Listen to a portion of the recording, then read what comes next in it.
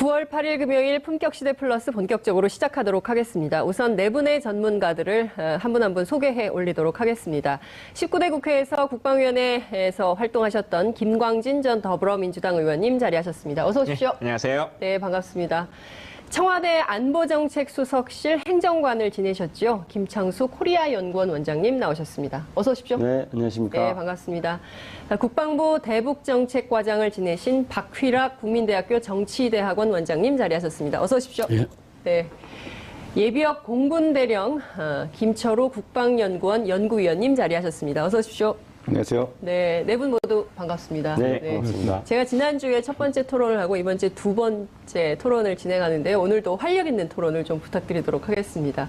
시청자 여러분들께서도 함께해 주시기 바랍니다. 샵 5400, 샵 5400으로 다양하고 좋은 의견들 많이 보내주시기 바랍니다. 지금 현재 페이스북 라이브로도 함께 하실 수 있는데요. 여러분들, 친구들 많이 함께 해 달라고 요청해 주시기 바랍니다. 자, 본격적인 토론에 들어가도록 하겠습니다. 우선 문재인 대통령께서 지난 1박 2일 일정으로 러시아 방문을 하고 오셨는데요. 이 순방 평가를 좀 해보도록 하겠습니다. 어떤 분 먼저 말씀하실까요? 김철우 연구위원님부터 말씀하실까요? 어떻게 보셨는지요? 이 한반도 핵 미사일 김정은의 폭주가 네. 이 해법을 모색하는데 기존의 경제나 외교 갖고는 부족하고 이 군사 옵션까지도 미국에서 거론되지 않습니까? 이 상황에서 지난 3일간 서울에서 차관급 국방 관료와 이런 분들을 모셔서 서울 안보대화를 했는데 대통령께서도 메시지를 남기고 이제 동방 경제포럼 가셨어요. 그래서 이 한반도 이 안보 위기의 복합 방정식에서 우리가 그동안의 의미를 너무 과소평가했고 스파트라이트를 중국에 맞췄는데 이제 푸틴 러시아 대통령이 포지셔닝이 자리매김이 틀렸답니다. 대미 관계, 대중 관계에서. 그리고 푸틴 대통령이 블라디보스톡에서 모스크바가 아닌 그리고 경제 프레임을 가지고 이렇게 나왔기 때문에 이번에 대통령께서 블라디보스톡에 가서 네. 북한의 핵미사일 도발, 특히 6차 핵실험에 대해서 규탄 메시지를 네. 인식을 같이 하고 또 이 문제를 풀어가기 위해서 경제나 외교를 같이 하는 그런 방향으로 나갔기 때문에 상당히 시기적으로뿐만 아니고 메시지도 상당히 적절했다. 그러니까 어떤 메시지를 전달하는 것도 중요하지만은 네. 그 메신저가 누구냐에 따라서 이 그렇죠. 메신저의 중앙 무대에 시진핑의 단독 무대가 아니고 이제는 푸틴이라는 새로운 영향력 인사가 한반도 문제 해법의 네. 전사로 등장했다. 저는 그렇게 봅니다. 푸틴 대통령이 한반도 문제의 새로운 전사로 등장했다. 김광재 의원님 어떻게 평가하십니까? 예, 김철우 원장님께서 잘 설명해 주셨는데요. 사실은 우리가 그동안은 외교를 다녀오면 네. 하루 이틀 사이에 어떤 성과를 냈느냐, 어떤 몇 개의 MOU를 맺었고 얼마간의 계약을 했느냐 이런 거에 좀 집착하는 경우들이 있었는데 네. 사실 외교라는 게 그런 건 아니지 않습니까? 그렇죠. 대통령이 취임하시고 나서 4강의 방문이 있는 것인데 통상적으로 보면 러시아가 가장 마지막에 방문하는 것이 통상 관례였습니다. 근데 이번에는 미국 다음에 러시아라고 하는 걸 선택하는 것을 통해서 단순하게 가서 MOU를 맺고 말고의 문제를 넘어서서 우리가 러시아를 앞으로 어떻게 인식하겠다라고 네. 하는 메시지를 정상께서 이제 보여주신 거지 않습니까? 네. 그걸로 충분히 이 메시지가 충분히 전달됐다고 생각하고요. 네. 러시아도 그것에 어느 정도는 화답을 잘 해줬다. 말씀 주셨던 것처럼 지금 북한에 대한 인식과 관련해서도 원하는 메시지를 다 받았고 네. 또 실제로 경제 정책에 있어서도 푸틴 대통령이 원하는 방식과 우리가 원하는 방식이 잘 네. 맞아떨어진다라고 하는 것은 합의점을 이뤘지 않습니까? 그런 면에서는 잘된 외교다 이렇게 생각합니다. 그렇죠. 근데 원유 공급 중단 관련해서는 좀 엇박자가 났다 이런 평가도 있는데 그건 좀 어떻게 보시는지요? 근데 한 번에 모든 것이 다 해결될 수는 없는 것이고 그게 또 러시아 혼자만의 결정이 아니라 유엔의 제재가 필요한 거지 네. 않습니까? 그 다자간의 협상의 방향성 안에서 조정이 될 거라고 생각합니다. 그렇군요. 우리 박희락 교수님께서는 어떻게 보셨습니까? 이제 우리가 그런 개별적인 국가와의 외교보다는 네. 이 지역 정세의 기본 구도가 조금 달라지고 있다는 걸 깨달아야 될 것 같아요. 이제 지금까지는 냉전 구도에서 북방 3개국, 남방 3개국이 대치하는 국면이었지 않습니까? 네. 그것이 이제 이 냉전이 붕괴되면서 이제 각 국가들이 서로 자유롭게 이렇게 네. 이해관계에 따라서 협조도 하고 또 그렇죠. 이제 가끔 갈등도 네. 이런 줄 알았는데 네. 지금 북한 핵 문제로 서서히 어떤 사람은 신냉전이라고 말합니다만은 조금 그런 과거의 그런 대결 구도로 복귀하고 있는 것 같다. 그래서 물론 뭐 러시아든 중국이든 우리하고 경제 관계도 있고 좋게 해주고 싶지만 그 지금 조금 이제 그런 진영적인 그런 의식을 가진 것 같아요. 그리고 이제 저는 러시아가 중국한테 뭔가 좀 배운 것 같다. 왜냐하면 중국이 북한 핵 문제를 통해서 미국한테 상당히 이익을 거두고 있습니다. 트럼프 대통령이 이제 그 유세 나갈 때는 중국한테 관세를 2배나 부과해서 무역 협정을 반드시 잘 바로잡겠다 이렇게 했거든요. 근데 사실 이제 시진핑 대통령 내가 북한 문제 해결해 볼게 하고 어쨌든 예봉을 피했고 남중국해 문제에 대해서도 지금 중국은 아무 말도 안 하고 있습니다. 그럼 러시아 입장에서 가만히 있다 보니까 이게 조금 이제 그런 자기도 미국하고 해야 될 해결해야 될 부분이 좀 있잖아요. 뭐 우크라이나 문제나 이런 것. 그래서 저는 이제 점점 이제 그 북한 문제에 대한 외교적 해결이 어려워지고 있지 않느냐. 또 하나는 지금 이제 국익이 워낙 그렇게 그 첨예하다 보니까 이제는 정상 간의 만남으로서 이제 뭐 물론 악화시키지는 않지만 해결할 수 있는 것도 많지 않지 않느냐. 사실 정상 간에 이제 뭐 조금은 이제 그 밑에서 못하는 것도 옛날엔 했는데 이제는 워낙 국익이 상충되기 때문에 정상 간에 조금 이제 덕담을 나누는 식으로 그거는 뭐 우리 한국과 러시아뿐만 아니라 모든 나라도 좀 그런 것 같아요. 그래서 따라서 이제 조금은 이제 이 과거 냉전 시대로 복귀하는 그 역학 구도 속에서 우리가 어떻게 남북 문제 또는 북한 핵 문제를 해결할 것인가 좀 더 고민이 필요한 그런 상황이라고 저는 봅니다. 그렇군요. 자, 푸틴 대통령이 이런 얘기를 했어요. 그러니까 북한이 본인들 체제가 안전하다고 느끼지 않으면 풀을 먹더라도 핵을 포기하지 않을 것이다. 굉장히 무서운 말인데요. 그러니까 그야말로 어떠한 대북 제재도 안 통한다. 뭐 이런 거를 우회적으로 표시한 거 아닌가 싶은 생각이 좀 드는데요. 실제로 이 문제를 포함해서 그러니까 러시아 외교에 대한 평가 그리고 또 전반적으로 이 북핵의 상황을 좀 어떻게 보고 계신지 김창수 원장님 말씀을 좀 듣겠습니다. 저는 북한의 핵 개발 의지에 대한 푸틴 대통령의 진단이 정확하다고 생각합니다. 푸틴의 진단이 정확하다. 이미 북한은 그 수소폭탄을 개발했다고 주장을 하고 있습니다.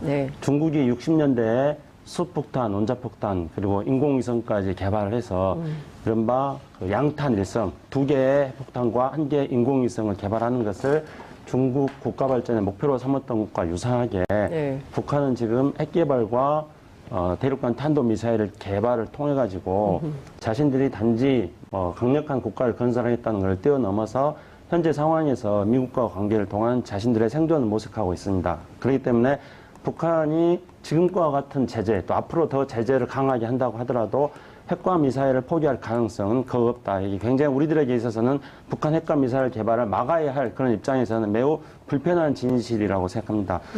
그리고 이제 이런 상황 속에서 문재인 대통령께서 지금 러시아를 간 거는 일반론적으로 본다면은 취임 이후에 한미 정상회담 하셨고, 그 다음에 G20 유럽 가가지고 독일 가서 G20 참석하셨고, 그리고 이제 이번에 동방경제 포럼에 가신 거고, 앞으로 이제 9월 달에 유엔 외교, 그리고 그 이후에 아세안, 이렇게 해서 이제 우리 대체적인 사강 외교를 비롯한 다자 외교의 그런 프로그램이 하나다. 이렇게 일반론적으로 생각할 수 있을 것 같습니다.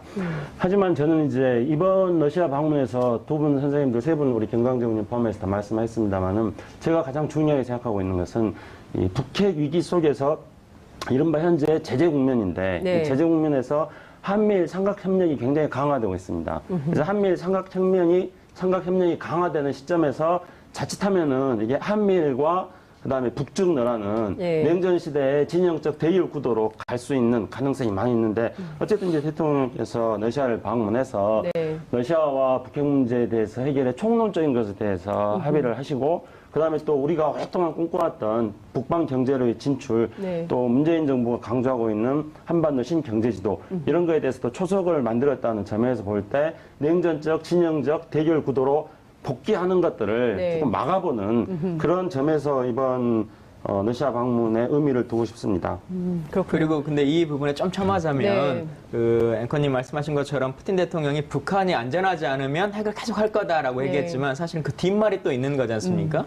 뒤에 연관해서 하는 것은 체제가 보장된다면 그렇죠. 아마 북한 핵을 포기할 수도 중단할 수도 있을 거다 이제 이렇게 얘기를 했는데 이 말의 선상에서 좀 연관해서 보자면 사실 한국의 대통령도 그렇고 미국의 당국자도 그렇고 끊임없이 세 가지는 하지 않겠다 얘기를 했습니다. 네. 그러니까 북한의 체제를 뭐 흔들지 않겠다, 그렇죠. 체제 변환을 요구하지 않겠다, 예. 그리고 뭐 무력으로 통일을 이루려고 하지 않겠다 이런 얘기를 네. 계속 해왔기 때문에 푸틴 대통령이 말해왔었던 북한의 핵에 중단될 수 있는 근거라고 네. 하는 것을 한국과 미국의 관계자들이 얘기하고 있었던 것이다 라고 하는 상황이고 또 그런 상황이 전제된다면 러시아도 역할을 할 수 있겠다라고 하는 발언일 수 있는 것이거든요. 네. 그래서 그런 측면을 좀 같이 고려해야 된다고 생각합니다. 그렇군요. 그러니까 여전히 그 한반도 문제는 그러니까 남북 간에 그리고 또 북미 간에 해결할 수 있는 문제가 아니라 다자. 그러니까 육자 회담 틀내에서 뭔가 새로운 해법을 찾지 않으면 각국의 역할이 있다. 네. 이렇게 이제 이 말씀 주신 걸로 이해하도록 하겠습니다.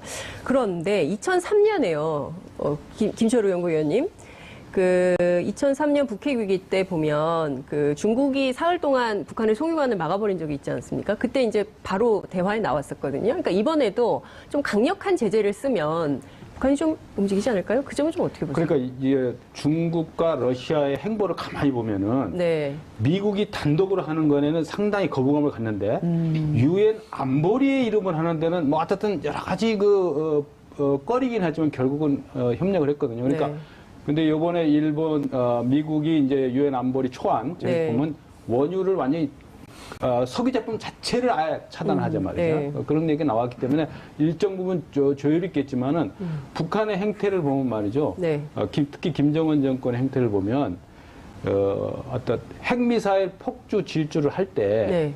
자기들이 감당하지 못한 어떤 압박이 들어올 때는 그거를 무조건 그냥 뚫고 나가려는 것보다는 생각을 하게 됩니다. 그러니까 인식과 태도의 행동과 변화를 오기 때문에 만약에 완전히 올스톱이 아니고 네. 일정 분에 상한 어떤 상한선을 두고 이렇게 압박을 가해가면 더구나 북한 에너지가 북한 경제를 움직이는 네.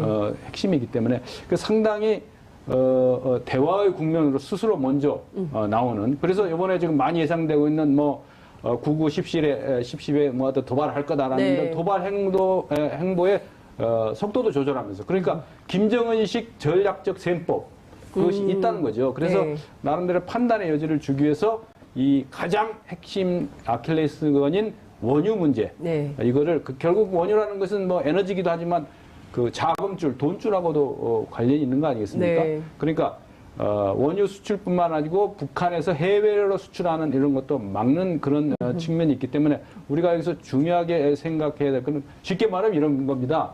외교도 좋고 경제도 좋지만 한마디로 하면 핵은 돈으로 막아야 된다. 핵은 돈으로 막아야 된다. 네, 그런 거죠. 동의하십니까? 돈줄을 죄면은 일단 네. 생각을 왜냐하면 핵 미사일 개발에 돈이 많이 들어가기 때문에 네. 그런 측면도 압박 카드로서 충분한 가치가 있다고 봅니다. 그렇군요. 김정은식 전략적 해법이 어떤 건지 굉장히 궁금한데 우선 그거 좀 여쭤볼게요. 9월 9일 내일인데 어떻게 할까요? 언론은 쏜다 막 이러고 있거든요.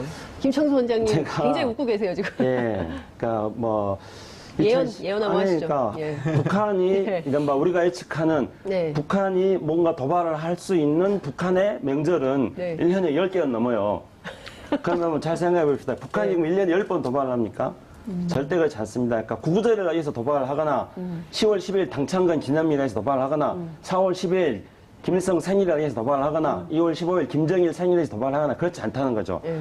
북한은 자신들의 목표를 정해놓고 자신들의 시간표를 가지고 있습니다. 궁극적으로는 ICBM 쏘고 수소탄, 원자탄 개발하는 것을 최종적으로 목표로 해놓고 그 목표로 가는 단계를 자기네 나름대로 10단계면 10단계 단계를 구분해놨겠죠. 네. 그리고 매 단계 때마다 북한이 이번에도 수소폭탄 쌀 때도 말했지만은 자기네들 나름대로 정세 분석을 해서 이번엔 쏴야겠다 싶으면은 그 상황에 맞게 쏘는 겁니다. 그러면 그게 구구절 앞이 되면은 이게 구구절을 기념해서 쏘는 거고 네. 10월 10일 앞이 되면은 10월 10일을 기념해서 쏘는 겁니다. 근데 적어도 이번 단계에 있어서 네. 이번 단계에 있어서 북한의 도발은 지난번에 수소폭탄을 쏜 걸로 했기 네. 때문에 구구절날 내일 한다. 이거는 저는 그렇게 어떤 북한의 잔칫날에 맞춰 쏜다는 분석을 하지 말고 네. 북한이 지금 뭘 필요로 하고 있는가 그 도발의 원인과 배경이 뭔가를 분석하는 것을 중심으로 해서 봐야 된다고 봅니다. 그러면 네. 어쨌든 수소탄 쏘는 네. 여파가 아직까지도 지금 미치고 있지 않습니까? 예, 예, 그래서 그렇습니다. 북한 입장에서 본다면은 수탄 쏘고 나니까 CNN에서 트럼프 대통령하고 북한의 김정은 위원장이 둘이 맞짱 뜨는 모습으로 딱 나오지 계속 않습니까? 나오고 있죠. 그렇죠. 그러면 북한 사람들은 아마 북한의 전략가들은 그렇게 생각할 겁니다.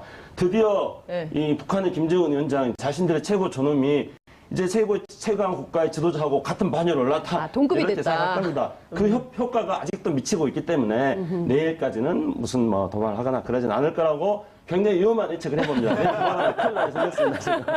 그런데 맞대응 전략이 북한의 선전선동 기법에서 이번에 그 6차 핵실험할 때도 혼자 뭐 변칙적으로 한다니까 무슨 정치국 상무위원회하고 그렇죠. 뭐 사전에 다 준비하고 메시지 이춘희 성명도부로 3시간 있는 프레임에 나와요. 그리고 딱 검열까지 맞춰서 편집까지 영리하게 해서 CNN이 틀기 좋은 분량으로 내보낸단 말입니다. 그래서 북한의 대량 살상 무기 도발은 대량 살상 무기를 위한 선전선동 도발도 있기 때문에 가장 핵심은 김정은의 트럼프와 맞짱 대응, 맞대응 프레임을 설정해 나가는. 그러니까 김기남이나 이런 사람들이 그런 거 다 하지 않겠습니까?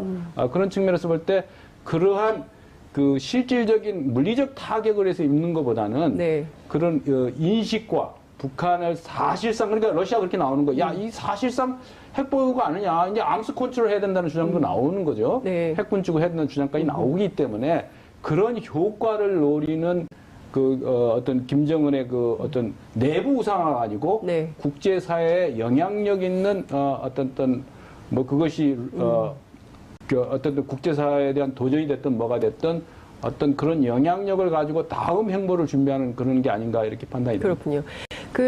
저희가 막 웃고 있었는데 웃지 않는 일인이 있었습니다. 지금 박희락 원장님께서는 굉장히 심각하게 이 상황을 보고 있는데 지금 웃을 때가 아니다. 9월 9일 도발 예측 어떻게 하십니까? 제가 가끔 뭐 좀 가벼운 얘기로 이제 저희도 젊었을 때 이제 The End of the World라는 그 노래가 있었어요. Why does the sun go on shining? 다시 한번 해주시죠.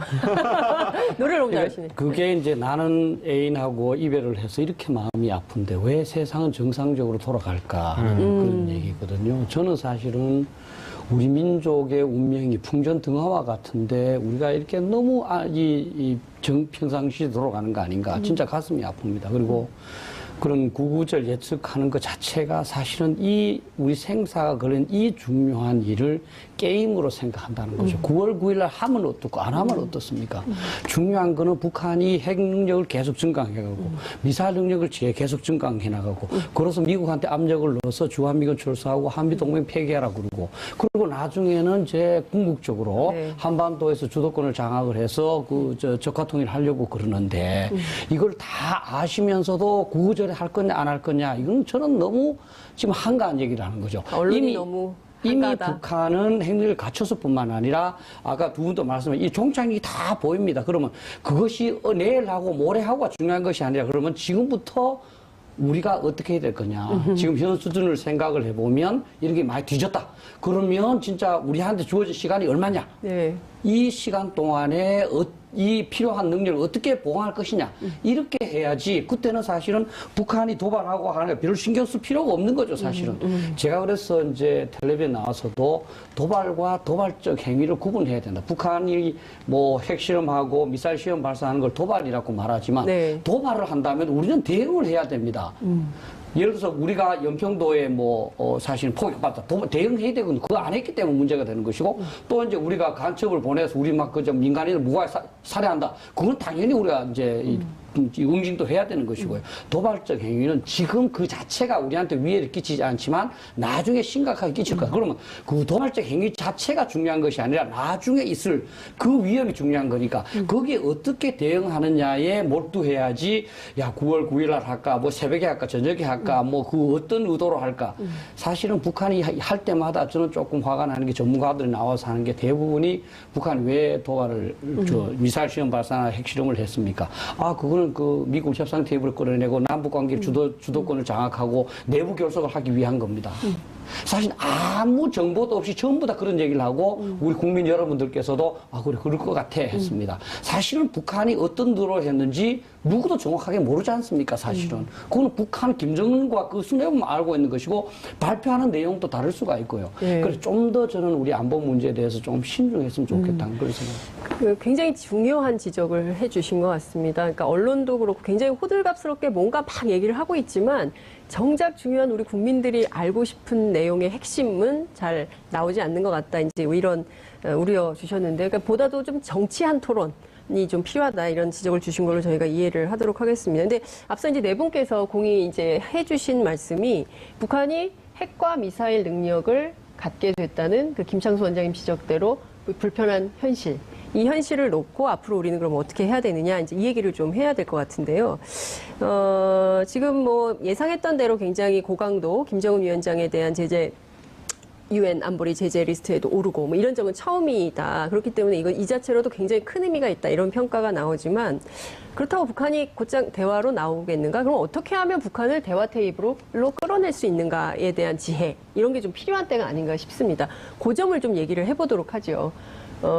어느 분께서 먼저 하시겠습니까? 김광진 의원님 말씀하실까요? 사실 그 지혜가 정확하게 나오면 네. 이렇게 방송을 하거나 뭘 할 일도 잘 없을 거라고 생각합니다. 많은 사람들이 모으려고 지금 하는 거예요, 이 토론을. 그 지혜를 참 답을 구하기가 쉽지 않고 네. 어떤 것이 최종적인 답일까라고 하는 것을 유추하고 추측하는 것밖에 지금 사실 답이 없는 거죠.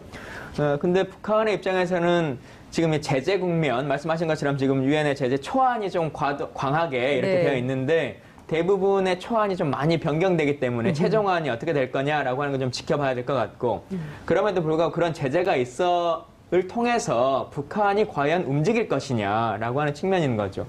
예전에 한 10년 전, 15년 전의 단계라고 하면 북한의 경제 상황이나 여러 가지를 고려해 봤을 때 조금만 숨통을 막아도 참 힘든 지경이었는데, 지금은 자체적으로도 뭐 농산물의 생산이나 뭐 여러 가지 그 자체의 상황을 보면 그렇게 어려운 국면들도 아니지 않습니까? 흔히 말하는 고난의 행군 시기도 이제 다 끝났고, 네. 나름대로의 장마당 세대들의 삶도 다 있고 이제 이런 상태이기 때문에 지금의 이 제재가 예전 10년 전에 우리가 생각했던 제재와 동일한 효과를 얻을 수 있을 것이냐라고 하는 고민을 좀 있어봐야 될 것 같고, 또 실제 그렇게 제재가 있다손 치더라도 북한의 입장에서는 다시 뭐 고난행군처럼 다른 인민들의 삶은 좀 피폐해지더라도 이쪽에는 계속적으로 예산 지원을 할 수 있는 것이 또 북한의 특성이지 않습니까? 네. 대한민국이라면 그게 불가능하겠지만 북한은 다른 걸 다 포기하고라도 핵 개발하는 것, 최종적인 단계에 이르는 핵 개발과 ICBM 개발에 모든 국가의 동력을 다 쓸 수 있는 것이기 때문에 네.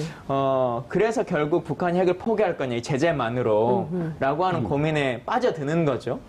근데 참 이런 답을 드려야 되는 게 좀 안타깝고 걱정스럽습니다만, 북한의 입장에서는 최종적인 단계에 이르기까지는 대화에 임하지 않겠다라고 하는 것을 지금 계속 천명하고 있고, 그렇죠. 그래야 본인의 협상력도 훨씬 더 커질 거다라고 네. 하는 걸 스스로 잘 알고 있기 때문에 그런 단계의 진행이 우리 박희락 원장님 말씀하신 것처럼 슬프지만 계속 이제 가고 있는 거지 않습니까? 근데 그걸 막을 수 있는 방법이 솔직히 대한민국 자체에도 잘 없고, 육자회담의 틀이든 아니면 뭐 유엔의 제재든 이걸로도 잘 실효성이 없는 것이기 네. 때문에 이 답을 뭐 계속적으로 찾아보고 또 찾아보는 것밖에 방법이 없는 것 같습니다. 그렇군요. 그래서 순재로 연구위원님. 과거 경험이 중요하긴 하지만은 네. 경험에 늘 함정이 있어요.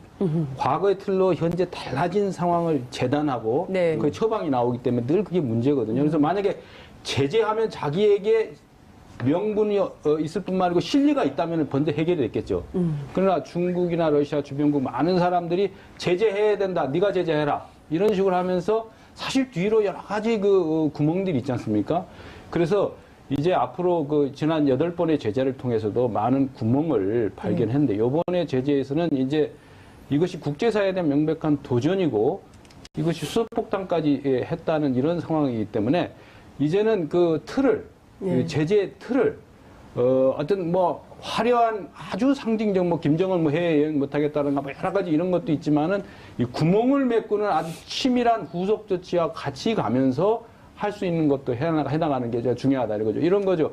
그래서 이 지금 러시아나 중국의 이런 나라들이 제재를 하지 않으면, 예를 들어서 뭐 추가 핵실험을 한다든가 또 도발을 하면 이것이 바로 중국에 대한 물리적인 손해로 올 수가 있다. 그러니까 뭐 이익은 안 생기더라도 더 이상의 그 손해가 생기지 않도록 하는 그런 여러 가지 윈윈 전략이 필요하다는 거죠. 그래서 앞으로 한반도 안보 상황에서 네. 왜 제재를 하는데 자꾸 구멍이 생기느냐?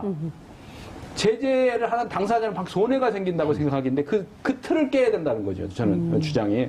그래야만 이것이 적극적으로 구멍부터 막는 네. 훌륭한 뚝을 막냐 구멍부터 막는 제재 조치가 나오지 않느냐 이렇게 본다. 그래서 이제는 핵을 실전 배치하는 게 문제 아니고 북한 김정은 정권이 핵의 실전 배치 이상의 효과를 발휘하는 어떤 책략을 부리는 술수 단계로 넘어갔다라고 저는 그렇게 봅니다. 근데 저는 구멍을 막을 수가 없다고 생각합니다. 대단히 안타까운 이야기입니다만은요. 그러니까 제재가 효과를 보려면은 크게 어떤 세 가지 정도 기준이 충족돼야 됩니다. 그래서 첫 번째는 북한이 일단은 대무역 의존도가 굉장히 높아야 됩니다. 근데 별로 일단 높지가 않고, 그다음에 두 번째로는 제재와 함께 진행되는 압박에 대해서 네. 북한이 두려움과 공포심을 느껴야 되는데, 워낙 오랫동안 고립되어 있는 나라이기 때문에 별로 그런 두려움과 공포심을 안 느끼고, 오히려 그거를 가지고 내부를 결속시키는 방향으로 자꾸 나가는 이런 측면이 있다는 점. 그다음에 세 번째로 이제 제재가 그런 뚝을 쌓는 거지만은 구멍을 막아야 된다는 말씀에 대해서 공감을 하지만은 구멍을 막기가 어렵습니다. 왜냐하면 제재가 효과를 보려면은 주변국들이 완벽하게 구멍이 없이 제재에 동참을 해야 되는데 이번에 푸틴 대통령이 말한 것처럼 주변국들은 그렇게 완벽하게 동참을 하려고 하지 않습니다. 러시아 같은 경우는 혹시나 생길 수 있는 어떤 북중 간의 갈등 속에서 자기 자리를 차지하려고 지금 하고 있는 상황이기 때문에 네. 제재에 동참하지 않을 거고 제재에 있어서 동참하지 않는다는 게 아니라 네. 핵심적인 원유 공급 중단을 러시아는 안 하겠다고 한 거 아니겠습니까 지금. 그리고 바로 이제 가장 큰 구멍이 중국이 원유 공급을 중단해야 되는데 그렇지 네. 않는 거하고 중국의 동북 삼성이 북중 국경지대 약 1,400km에서 진행되는 네. 그런 어떤 동북 삼성의 경제활동, 밀무역 같은 것들이 엄청난 많이 진행될 텐데 그거를 중국이 안 막는다는 거죠. 그리고 중국이 원유 공급을 안 막습니다. 네. 왜냐하면 중국이 원유 공급을 끊으려면은 적어도 중국의 전략적 판단이 달라져야 됩니다. 지금 이제 우리가 쉽게 하듯이 중국에 있어서 북한은 여전히 네. 입술과 같은 존재입니다. 그래서 전략적으로 입술과 같은 존재라고 중국이 판단을 하고 있는 한 중국은 원유 공급 중단을 막지를 않습니다. 그렇기 때문에 이 구멍을 막기가 어려운 그런 근본적인 한계가 있는데 그러면은 이런 요인 때문에 제재는 저는 제재와 압박이 현 시점에서 북한이 수폭탄 실험하고 ICBM 발사하는 시점에서 네. 우리가 취할 수 있는 방법이긴 합니다만 한계가 있다는 거죠. 그래서 제재를 통해서 과연 북한을 대화로 끌어낼 수 있을 것인가 네. 그 점에 대해서 저는 이제 회의를 하고 있습니다. 그렇기 때문에 이제 금방 사회자께서 그럼 우리가 찾을 길이 뭐냐 하는 질문을 예. 던지신 건데요. 저는 1차적으로 아까 박희락 교수님도 말씀하셨습니다만은 1차적으로 우리가 해야 될 거는 북한의 역량 평가를 정확하게 해야 됩니다. 북한의 역량. 네. 실제로 핵과 미사일 능력이 어느 정도인지 정도냐. 아직도 우리가 정확한 지금 평가가 안 네. 되고 있지 않습니까? 역량 평가를 해야 되고 두 번째로는 북한의 의도 분석을 해야 되고 네. 과연 왜 북한이 저걸 하고 있는 건가 의도 분석을 해야 되고 세 번째로는 저는 북한의 향후 행위에 대한 예측을 정확하게 하고 이 세 가지 입각해가지고 저는 북한 문제를 풀어나갈 수 있는 북한 핵과 미사일 문제를 풀어나갈 수 있는 새로운 프레임을 짜야 된다고 생각합니다. 근데 네. 물론 현재에 있어서는 제재와 압박 중심을 대고 있기 때문에 지금 시점에서 우리가 새로운 프레임을 짜자 이렇게 말하는 건 성급한 겁니다. 그러나 북한 핵과 미사일 문제는 북한과 미국이 정면으로 충돌하기 일보 직전 상황까지 계속 가다가 네. 정면으로 충돌하기 그 직전 단계에서 저는 북한과 미국 사이에 해법을 모색할 수도 있기 때문에 그런 상황을 염두에 두고 네. 우리가 바로 그 대목에서 한국이 창의적이고 주도적인 역할을 하는 그런 능력을 발휘할 수 있도록 지금부터 앞에 말씀드렸던 북한의 역량, 네. 그다음에 의도, 네. 그다음에 북한의 향후 행위에 대한 예측 이런 것들에 입각한 어떤 새로운 프레임을 좀 만드는 것, 준비하는 게 필요한 때라고 생각합니다. 예, 말씀 주신 대로 실제로 북한의 핵과 미사일 능력이 어느 정도인 거냐, 그리고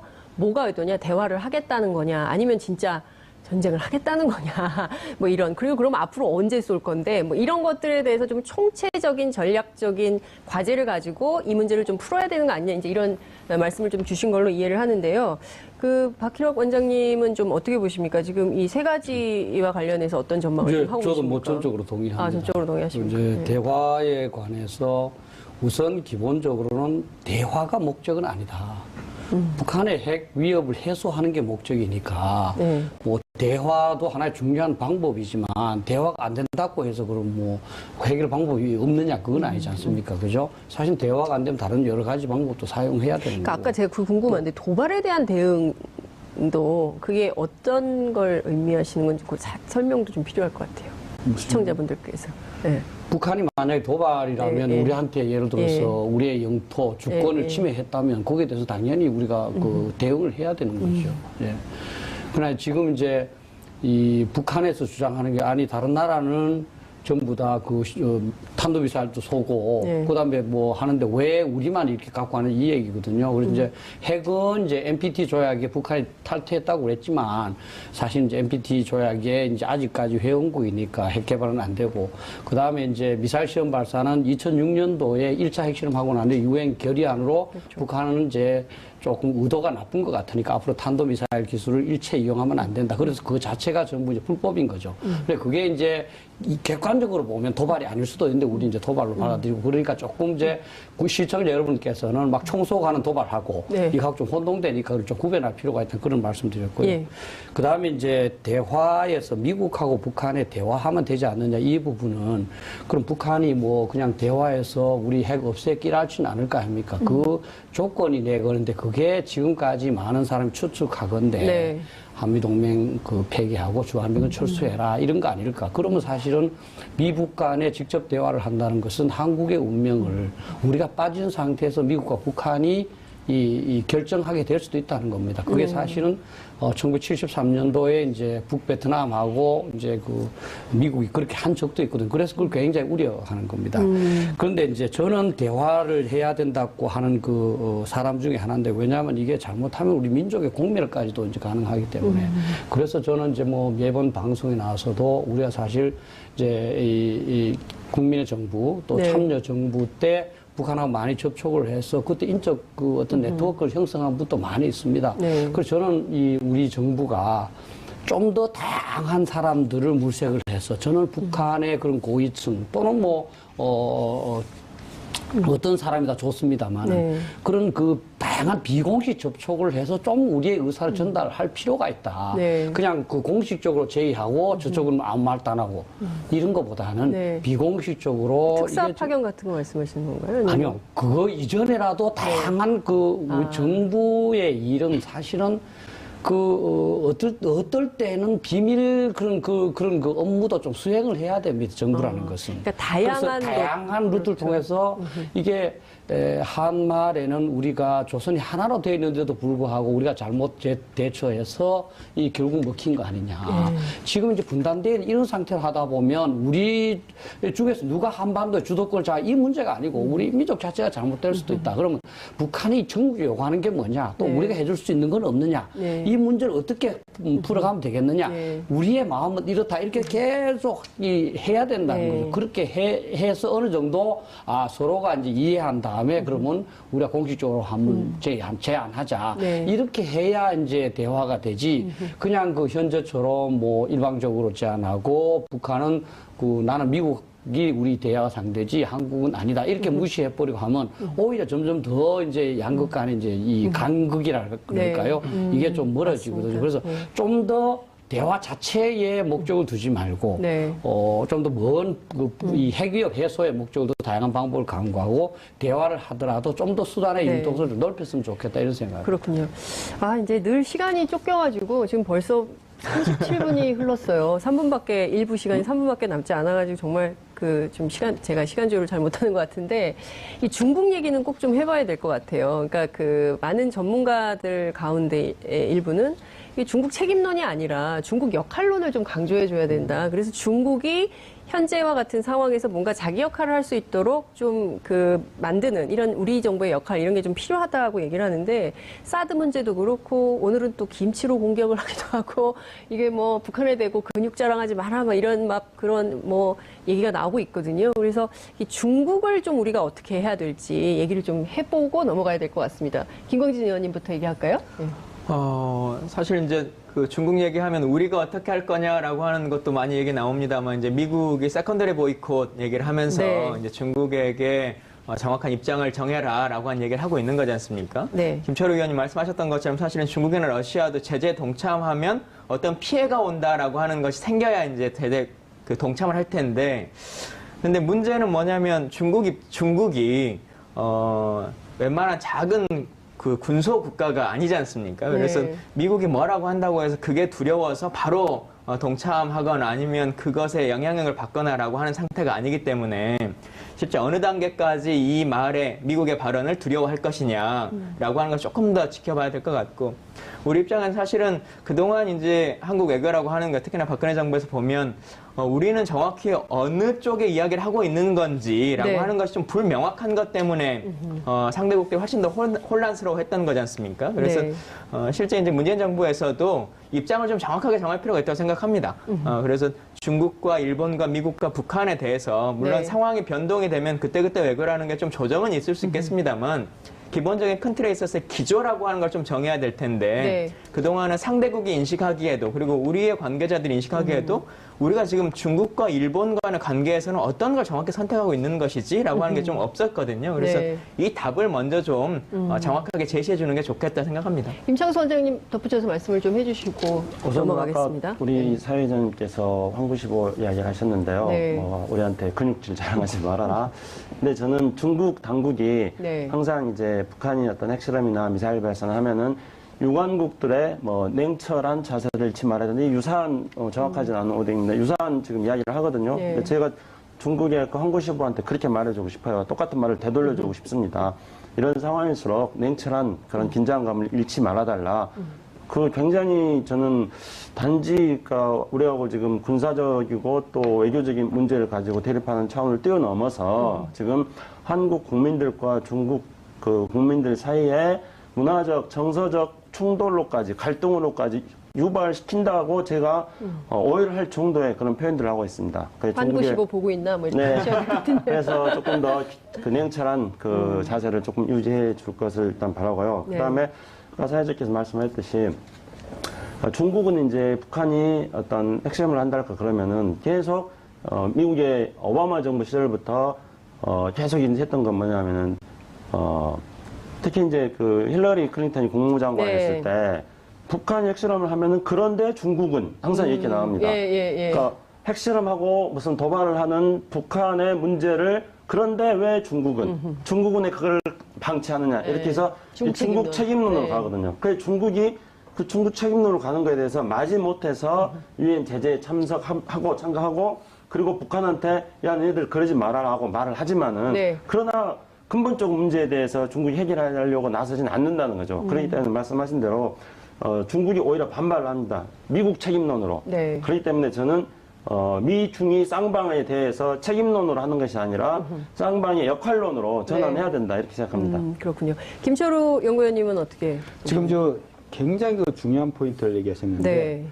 중국은 대한민국을 나무라고 또 미국은 북한을 나무라고 이게 지금 그 큰 틀에서의 여러 가지 문제가 해결이 돼야 되는데 네. 이런 미묘한 갈등 문제가 있거든요. 그래서 요번 중국의 반응이라든가 이런 거에서 가장 중요한 거는 이 최고 지도자가 닥친 상황과 성향, 기질, 의사결정 패턴은 아주 큰 겁니다. 그러니까 시진핑 주석이 경로했다고 그러지 않습니까? 네. 그걸 또 얘기하고 그러는데 중국 많은 전문가들도 북한의 탄도미사일에 대비하기 위해서 우리가 사드 배치 필요하다는 거 알아요. 네. 그리고 진짜 무서운 거는 정찰 감시 위성이 무서운 거지 사드레이더는 그거 아는데 왜 그러냐 그러면은 이 최고 지도자의 이른바 존엄 내지는 그 권위 또 뭐 체면 이런 것들도 상당히 중요한 역할을 하거든요. 그래서 네. 트럼프의 성향 이런 게 지금 무기가 문제가 무기를 어떤 도발로 연결시키는 최고 지도자의 의사결정도 중요한 거기 때문에 이제는 중국의 많은 그 어떻든 중앙집권 중앙군사위원회를 비롯해서 많은 사람들이 어떤 물론 중국의 국내 당대회를 앞두고 있는 정치 상황도 이해는 가지만은 이런 얘기한 대로 냉철한 걸 가지고 전략적 판단을 해야 되지 네. 그 최고 대접의 눈치를 살피는 이런 행태로 가서는 북한이 극단적인 경우 뭐 네. 미국도 예외가 아니고 뭐 주변국 많은 나라들이 이상하게 이 키 플레이어들의 그 상호 그 복합적인 심리전 양상도 좀 있어요. 네. 그래서 이제 팩트 가지고 접근해야지 가짜 뉴스적인 그 인상이나 이런 걸 가지고 남북한 문제를 재단하거나 또 쉽게 결정해서는 안 된다 이렇게 봅니다. 그렇군요. 끝으로 박희락 원장님 말씀 간단히 듣고 저는 뭐 넘어가겠습니다. 중국이 아마 가장 바라지 않는 게 한미동맹이 강화되는 걸 겁니다. 그런데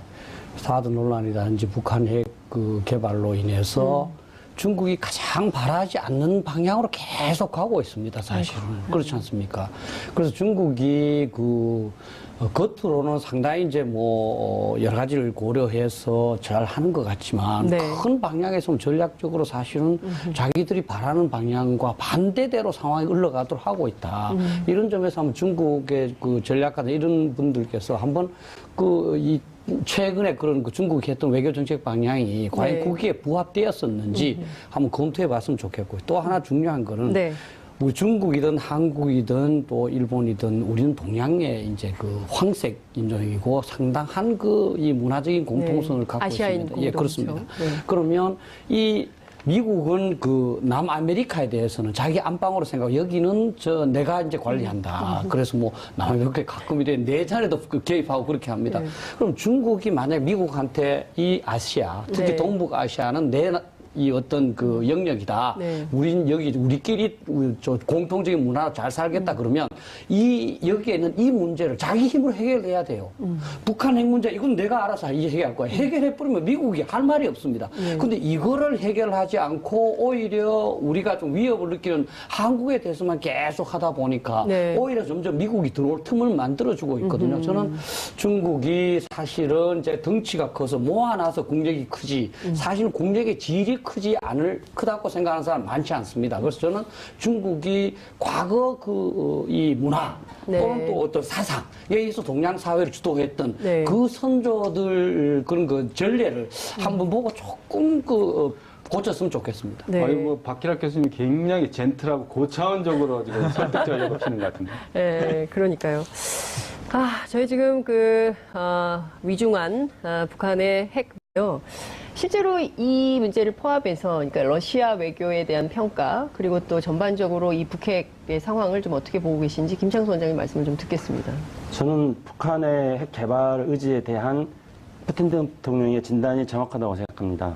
푸틴의 진단이 정확하다. 이미 북한은 수소폭탄을 개발했다고 주장을 하고 있습니다. 네. 중국이 60년대에 수폭탄, 원자폭탄, 그리고 인공위성까지 개발을 해서 이른바 양탄 일성, 2개의 폭탄과 1개의 인공위성을 개발하는 것을 중국 국가 발전의 목표로 삼았던 것과 유사하게 네. 북한은 지금 핵 개발과 대륙간 탄도미사일을 개발을 통해 가지고 자신들이 단지 강력한 국가를 건설하겠다는 걸 뛰어넘어서 현재 상황에서 미국과 관계를 통한 자신들의 생존을 모색하고 있습니다. 그렇기 때문에 북한이 지금과 같은 제재, 또 앞으로 더 제재를 강하게 한다고 하더라도 핵과 미사일을 포기할 가능성은 거의 없다. 이게 굉장히 우리들에게 있어서는 북한 핵과 미사일 개발을 막아야 할 그런 입장에서는 매우 불편한 진실이라고 생각합니다. 그리고 이제 이런 상황 속에서 문재인 대통령께서 지금 러시아를 간 거는 일반론적으로 본다면은 취임 이후에 한미 정상회담 하셨고, 그 다음에 G20 유럽 가가지고 독일 가서 G20 참석하셨고, 그리고 이제 이번에 동방경제 포럼에 가신 거고, 앞으로 이제 9월 달에 유엔 외교, 그리고 그 이후에 아세안, 이렇게 해서 이제 우리 대체적인 4강 외교를 비롯한 다자 외교의 그런 프로그램이 하나다, 이렇게 일반론적으로 생각할 수 있을 것 같습니다. 하지만 저는 이제 이번 러시아 방문에서 두 분 선생님들, 세 분 우리 김광정님 포함해서 다 말씀하셨습니다만은 제가 가장 중요하게 생각하고 있는 것은 이 북핵 위기 속에서 이른바 현재 제재 국면인데, 이 제재 국면에서 한미일 삼각협력이 굉장히 강화되고 있습니다. 그래서 한미일 삼각협력이 강화되는 시점에서 자칫하면은 이게 한미일과 그다음에 북중러라는 냉전 시대의 진영적 대결 구도로 갈 수 있는 가능성이 많이 있는데, 어쨌든 이제 대통령께서 러시아를 방문해서 러시아와 북핵 문제에 대해서 해결의 총론적인 것에 대해서 합의를 하시고, 그다음에 또 우리가 오랫동안 꿈꿔왔던 북방 경제로의 진출, 또 문재인 정부가 강조하고 있는 한반도 신경제지도, 이런 거에 대해서도 초석을 만들었다는 점에서 볼 때 냉전적 진영적 대결 구도로 복귀하는 것들을 조금 막아보는 그런 점에서 이번 러시아 방문에 의미를 두고 싶습니다. 그렇군요. 그리고 근데 이 부분에 좀 첨하자면 네. 그 앵커님 말씀하신 것처럼 푸틴 대통령이 북한이 안전하지 않으면 핵을 계속 할 거다라고 네. 얘기했지만 사실 그 뒷말이 또 있는 거지 않습니까? 뒤에 연관해서 하는 것은 체제가 보장된다면 그렇죠. 아마 북한이 핵을 포기할 수도 중단할 수도 있을 거다 이제 이렇게 얘기를 했는데 이 말의 선상에서 좀 연관해서 보자면 사실 한국의 대통령도 그렇고 미국의 당국자도 그렇고 끊임없이 세 가지는 하지 않겠다 얘기를 했습니다. 네. 그러니까 북한의 체제를 뭐 흔들지 않겠다. 그렇죠. 체제 변환을 요구하지 않겠다. 예. 그리고 뭐 무력으로 통일을 이루려고 하지 않겠다. 이런 네. 얘기를 계속 해왔기 때문에 푸틴 대통령이 말해왔었던 북한의 핵에 중단될 수 있는 근거라고 네. 하는 것을 한국과 미국의 관계자들이 얘기하고 있었던 것이다. 라고 하는 상황이고 또 그런 상황이 전제된다면 러시아도 역할을 할 수 있겠다라고 하는 발언일 수 있는 것이거든요. 네. 그래서 그런 측면을 좀 같이 고려해야 된다고 생각합니다. 그렇군요. 그러니까 여전히 그 한반도 문제는 그러니까 남북 간에 그리고 또 북미 간에 해결할 수 있는 문제가 아니라 다자. 9월 8일 금요일 품격시대 플러스 본격적으로 시작하도록 하겠습니다. 우선 네 분의 전문가들을 한 분 한 분 소개해 올리도록 하겠습니다. 19대 국회에서 국방위원회에서 활동하셨던 김광진 전 더불어민주당 의원님 자리하셨습니다. 어서 오십시오. 네, 안녕하세요. 네, 반갑습니다. 청와대 안보정책수석실 행정관을 지내셨죠. 김창수 코리아연구원 원장님 나오셨습니다. 어서 오십시오. 네, 안녕하십니까. 네, 반갑습니다. 국방부 대북정책과장을 지내신 박휘락 국민대학교 정치대학원 원장님 자리하셨습니다. 어서 오십시오. 예. 네. 예비역 공군대령 김철우 국방연구원 연구위원님 자리하셨습니다. 어서 오십시오. 안녕하세요. 네, 네 분 모두 반갑습니다. 네, 반갑습니다. 제가 지난주에 첫 번째 토론을 하고 이번 주에 두 번째 토론을 진행하는데요. 오늘도 활력 있는 토론을 좀 부탁드리도록 하겠습니다. 시청자 여러분들께서도 함께 해주시기 바랍니다. 샵 5400, 샵 5400으로 다양하고 좋은 의견들 많이 보내주시기 바랍니다. 지금 현재 페이스북 라이브로도 함께 하실 수 있는데요. 여러분들, 친구들 많이 함께 달라고 요청해 주시기 바랍니다. 자, 본격적인 토론에 들어가도록 하겠습니다. 우선 문재인 대통령께서 지난 1박 2일 일정으로 러시아 방문을 하고 오셨는데요. 이 순방 평가를 좀 해보도록 하겠습니다. 어떤 분 먼저 말씀하실까요? 김철우 연구위원님부터 말씀하실까요? 어떻게 보셨는지요? 이 한반도 핵 미사일 그 김정은의 폭주가 네. 이 해법을 모색하는데 기존의 경제나 외교 갖고는 부족하고 이 군사 옵션까지도 미국에서 거론되지 않습니까? 이 상황에서 지난 3일간 그 서울에서 그 차관급 국방 관료와 이런 분들을 모셔서 그 서울 안보대화를 했는데 대통령께서도 메시지를 남기고 이제 동방 경제포럼 가셨어요. 그래서 이 한반도 이 안보 위기의 복합 방정식에서 우리가 그동안의 그 의미를 너무 과소평가했고 스파트라이트를 중국에 맞췄는데 이제 푸틴 러시아 대통령이 그 포지셔닝이 자리매김이 많이 틀렸답니다. 대미 관계, 대중 관계에서 그리고 푸틴 대통령이 블라디보스톡에서 모스크바가 아닌 그리고 경제 프레임을 가지고 이렇게 나왔기 때문에 이번에 대통령께서 블라디보스톡에 가서 네. 북한의 핵미사일 도발, 특히 6차 핵실험에 대해서 규탄 메시지를 네. 인식을 같이 하고 또 이 문제를 풀어가기 위해서 경제나 외교를 같이 하는 그런 방향으로 나갔기 때문에 상당히 그 시기적으로뿐만 아니고 메시지도 상당히 적절했다. 그러니까 어떤 메시지를 전달하는 것도 중요하지만은 네. 그 메신저가 누구냐에 따라서 이 그렇죠. 메신저의 그 중앙 무대에 시진핑의 단독 무대가 아니고 이제는 푸틴이라는 새로운 영향력 인사가 한반도 문제 해법의 네. 전사로 등장했다. 저는 그렇게 봅니다. 푸틴 대통령이 한반도 문제의 새로운 전사로 등장했다.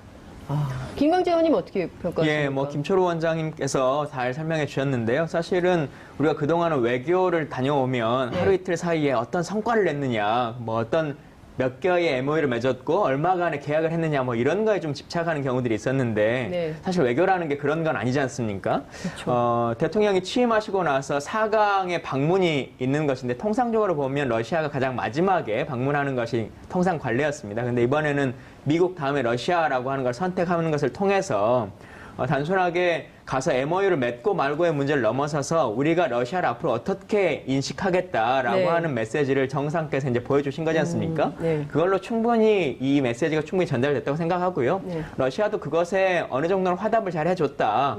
말씀 주셨던 것처럼 지금 뭐 북한에 대한 인식과 관련해서도 원하는 메시지를 다 받았고 네. 또 실제로 경제 정책에 있어서도 푸틴 대통령이 원하는 방식과 우리가 원하는 방식이 잘 맞아 떨어진다라고 하는 것은 합의점을 이뤘지 않습니까? 그런 면에서는 잘된 외교다 이렇게 생각합니다. 그렇죠. 근데 원유 공급 중단 관련해서는 좀 엇박자가 났다 이런 평가도 있는데 그건 좀 어떻게 보시는지요? 근데 한 번에 모든 것이 다 해결될 수는 없는 것이고 그게 또 러시아 혼자만의 결정이 아니라 유엔의 제재가 필요한 거지 네. 않습니까? 그 다자간의 협상의 방향성 안에서 조정이 될 거라고 생각합니다. 그렇군요. 우리 박희락 교수님께서는 어떻게 보셨습니까? 이제 우리가 이제 뭐 그런 개별적인 국가와의 외교보다는 네. 이 지역 정세의 기본 구도가 조금 달라지고 있다는 걸 깨달아야 될 것 같아요. 이제 지금까지는 냉전 구도에서 이제 뭐 북방 3개국, 남방 3개국이 대치하는 국면이었지 않습니까? 네. 그것이 이제 이 냉전이 붕괴되면서 이제 각 국가들이 서로 자유롭게 이렇게 네. 이해관계에 따라서 뭐 협조도 하고 또 그렇죠. 이제 가끔 갈등도 네. 이런 줄 알았는데 네. 지금 북한 핵 문제로 서서히 어떤 사람은 신냉전이라고 말합니다만은 네. 조금 그런 과거의 그런 대결 구도를 복귀하고 있는 것 같다. 네. 그래서 물론 뭐 러시아든 중국이든 우리하고 경제관계도 있고 좋게 해주고 싶지만 네. 그 지금 조금 이제 그런 진영적인 그런 의식을 가진 것 같아요. 그리고 이제 저는 러시아가 중국한테 뭔가 좀 배운 것 같다. 왜냐하면 중국이 북한 핵 문제를 통해서 미국한테 상당히 이익을 거두고 있습니다. 트럼프 대통령이 이제 그 유세 나갈 때는 중국한테 관세를 2배나 네. 부과해서 무역 역적을 반드시 잘 바로잡겠다 이렇게 했거든요. 근데 사실 이제 시진핑 대해서 내가 북한 문제 해결해 볼게 하고 어쨌든 예봉을 피했고 네. 남중국해 문제에 대해서도 지금 중국은 아무 말도 안 하고 있습니다. 그럼 러시아 입장에서 가만히 있다 보니까 이게 조금 이제 그런 자기도 미국하고 해결해야 될 부분이 좀 있잖아요. 뭐 네. 우크라이나 문제라 이런 거. 그래서 저는 이제 점점 이제 그 북한 문제에 대한 외교적 해결이 네. 어려워지고 있지 않느냐. 또 하나는 지금 이제 국익이 워낙 그렇게 그 첨예하다 보니까 네. 이제는 정상 간의 만남으로서 이제 뭐 물론 악화시키지는 않지만 해결할 수 있는 것도 많지 않지 않느냐. 네. 사실 정상 간에 이제 뭐 조금은 이제 그 밑에서 못하는 것도 옛날엔 했는데 이제는 워낙 국익이 상충되기 때문에 정상 간에 조금 이제 덕담을 나누는 식으로 그거는 뭐 우리 한국과 러시아뿐만 아니라 네. 모든 나라도 좀 그런 것 같아요. 그래서 따라서 이제 조금은 이제 이 과거 냉전 시대로 복귀하는 그 역학 구도 속에서 우리가 어떻게 남북 문제 또는 북한 핵 문제를 해결할 것인가 좀 더 고민이 필요한 그런 상황이라고 저는 봅니다. 그렇군요. 자, 푸틴 대통령이 이런 얘기를 했어요. 그러니까 북한이 그러니까 본인들 체제가 안전하다고 느끼지 않으면 풀을 먹더라도 핵을 포기하지 않을 것이다. 굉장히 무서운 말인데요. 그러니까 그야말로 어떠한 대북 제재도 안 통한다. 뭐 이런 거를 우회적으로 표시한 거 아닌가 싶은 생각이 좀 드는데요. 그러니까 육자 회담 틀내에서 뭔가 새로운 해법을 찾지 않으면 각국의 역할이 있다. 네. 이렇게 이제 이 말씀 주신 걸로 이해하도록 하겠습니다. 그런데 2003년에요. 김철우 연구위원님. 그 2003년 북핵 위기 때 보면 그 중국이 사흘 동안 북한의 송유관을 막아버린 적이 있지 않습니까? 그때 이제 바로 대화에 나왔었거든요. 그러니까 이번에도 좀 강력한 제재를 쓰면 북한이 좀 움직이지 않을까요? 그 점은 좀 어떻게 보세요? 그러니까 이제 중국과 러시아의 행보를 가만히 보면은 네. 미국이 단독으로 하는 거에는 상당히 거부감을 갖는데 유엔 안보리의 이름을 하는 데는 뭐 어쨌든 여러 가지 꺼리긴 하지만 결국은 협력을 했거든요. 그러니까 네. 근데 이번에 일본, 미국이 이제 유엔 안보리 초안 저기 네. 보면 원유를 완전히 석유 제품 자체를 아예 차단하자 말이죠. 네. 그런 얘기가 나왔기 때문에 일정 부분 조율이 있겠지만은 북한의 행태를 보면 말이죠. 네. 특히 김정은 정권의 행태를 보면 어떤 핵미사일 폭주 질주를 할 때 네.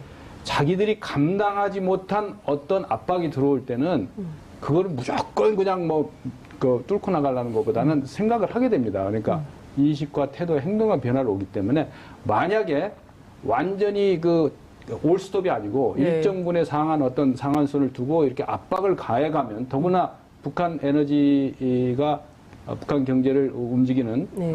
핵심이기 때문에 상당히 대화의 국면으로 스스로 먼저 나오는 그래서 이번에 지금 많이 예상되고 있는 9.9, 10.10에 뭐 어떤 도발을 할 거다라는 네. 이런 도발 행보의 속도도 조절하면서 그러니까 김정은식 전략적 셈법 그것이 있다는 거죠. 그래서 네. 나름대로 판단의 여지를 주기 위해서 이 가장 핵심 아킬레스건인 원유 문제 네. 이거를 결국 원유라는 것은 뭐 에너지기도 하지만 그 자금줄, 돈줄하고도 관련이 있는 거 아니겠습니까? 네. 그러니까 원유 수출뿐만 아니고 북한에서 해외로 수출하는 이런 것도 막는 그런 측면이 있기 때문에 우리가 여기서 중요하게 생각해야 될 건 쉽게 말하면 이런 겁니다. 외교도 좋고 경제도 좋지만 한마디로 하면 핵은 돈으로 막아야 된다. 핵은 돈으로 막아야 된다. 네, 뭐 그런 거죠. 동의하십니까? 돈줄을 죄면은 일단 네. 생각을 왜냐하면 핵 미사일 개발에 돈이 많이 들어가기 때문에 네. 그런 측면도 압박 카드로서 충분한 가치가 있다고 봅니다. 그렇군요. 김정은식 전략적 해법이 어떤 건지 굉장히 궁금한데 우선 그거 좀 여쭤볼게요. 9월 9일 내일인데 어떻게 할까요? 언론은 쏜다 막 이러고 있거든요. 김창수 원장님 굉장히 웃고 계세요 지금. 예, 그러니까 뭐 예언 한번 하시죠. 그러니까 예. 북한이 네. 이른바 우리가 예측하는 네. 북한이 뭔가 도발을 할 수 있는 북한의 명절은 네. 1년에 10개가 넘어요. 그러면 잘 생각해 봅시다. 북한이 네. 지금 1년에 10번 도발을 합니까? 절대 그렇지 않습니다. 그러니까 구구절에 의해서 도발을 하거나 10월 10일 당창건 기념일에 의해서 도발을 하거나 4월 10일 김일성 생일에 의해서 도발을 하거나 2월 15일 김정일 생일에 의해서 도발을 하거나 그렇지 않다는 거죠. 북한은 자신들의 목표를 정해놓고 자신들의 시간표를 가지고 있습니다. 궁극적으로는 ICBM 쏘고 수소탄, 원자탄 개발하는 것을 최종적으로 목표로 해놓고 그 목표로 가는 단계를 자기네들 나름대로 뭐 10단계면 10단계 단계를 구분해놨겠죠. 네. 그리고 매 단계 때마다 북한이 이번에도 수폭탄 쌀 때도 말했지만은 자기네들 나름대로 정세 분석을 해서 이번에 쏴야겠다 싶으면은 그 상황에 맞게 쏘는 겁니다. 그러면 그게 구구절 앞이 되면은 이게 구구절을 기념해서 쏘는 거고 네. 10월 10일 앞이 되면은 10월 10일을 기념해서 쏘는 겁니다. 근데 적어도 이번 단계에 있어서 네. 이번 단계에 있어서 북한의 도발은 지난번에 수폭탄을 쏜 걸로 했기 네. 때문에 구구절날 내일 한다. 이거는 저는 그렇게 뭐 어떤 북한의 뭐 잔칫날에 맞춰서 쏜다는 분석을 하지 말고 네. 북한이 지금 뭘 필요로 하고 있는가 그 도발의 원인과 배경이 뭔가를 분석하는 것을 중심으로 해서 봐야 된다고 봅니다. 그러면 네. 어쨌든 수탄 쏴는 네. 여파가 아직까지도 지금 미치고 있지 않습니까? 예, 그래서 그렇습니다. 북한 입장에서 본다면은 수탄 쏘고 나니까 CNN에서 트럼프 대통령하고 북한의 김정은 위원장이 둘이 맞짱 뜨는 모습으로 딱 나오지 네. 계속 않습니까? 나오고 있죠. 그렇죠. 예, 예. 그러면 북한 사람들은 아마 북한의 전략가들은 그렇게 생각할 겁니다. 드디어 예. 이 북한의 김정은 위원장 자신들의 최고 존엄이 이제 최강 국가의 지도자하고 같은 반열에 올라타 동급이 이렇게 됐다. 생각할 겁니다. 그 효과가 아직도 미치고 있기 때문에 내일까지는 무슨 뭐 도발하거나 그러진 않을 거라고 굉장히 위험한 예측을 해봅니다. 내일 도발하면 큰일 나게 생겼습니다. 지금. 그런데 네. 맞대응 전략이 네. 북한의 선전선동 기법에서 이번에 그 6차 핵실험할 때도 혼자 뭐 변칙적으로 한다니까 무슨 정치국 상무위원회하고 뭐 그렇죠. 사전에 다 준비하고 메시지 이춘희 성명도부로 3시간 이내 프레임에 나와요. 그리고 다 검열까지 맞춰서 편집까지 영리하게 해서 CNN이 틀기 좋은 분량으로 내보낸단 말입니다. 네. 그래서 북한의 대량 살상 무기 도발은 대량 살상 무기를 위한 선전선동 도발도 있기 때문에 가장 핵심은 김정은의 트럼프와 맞대응 프레임을 설정해 나가는 네. 그러니까 김기남이나 이런 사람들이 그런 거 다 하지 않겠습니까?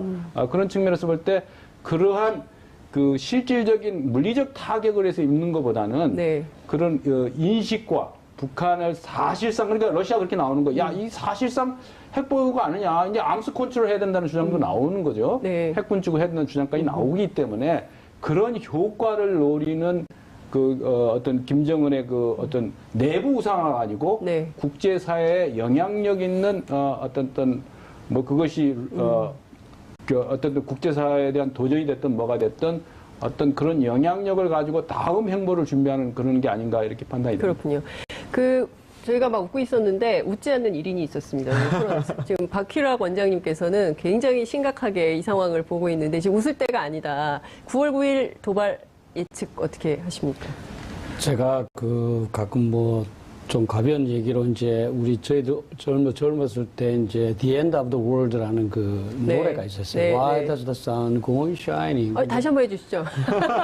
노래를 너무 잘하시네. 그게 이제 나는 애인하고 이별을 해서 이렇게 마음이 아픈데 왜 세상은 정상적으로 돌아갈까 하는 그런 얘기거든요. 저는 사실은 우리 민족의 운명이 풍전등화와 같은데 우리가 이렇게 너무 평상시에 돌아가는 거 아닌가 진짜 가슴이 아픕니다. 그리고 그런 구구절 예측하는 것 자체가 사실은 이 우리 생사가 걸린 이 중요한 일을 게임으로 생각한다는 거죠. 9월 9일 날 하면 어떻고 안 하면 어떻습니까?